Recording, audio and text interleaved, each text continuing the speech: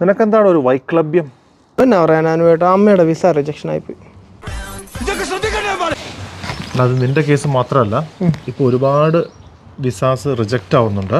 ഇപ്പോൾ UK home office വളരെ strict ആണ്. അപ്പോൾ നിങ്ങൾ വിസ അപ്ലൈ ചെയ്യുമ്പം വളരെ കെയർഫുൾ ആയിരിക്കണം.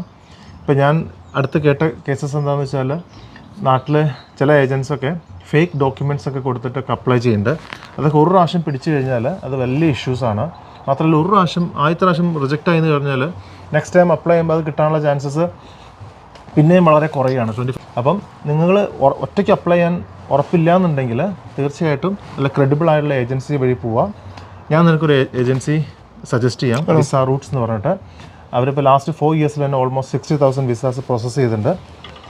അപ്പോൾ അങ്ങനെ നീ പോവുകയാണെങ്കിൽ നിനക്ക് വിസ ഓക്കെ ആയിരിക്കും കേട്ടോ. ഹാപ്പിയാണോ?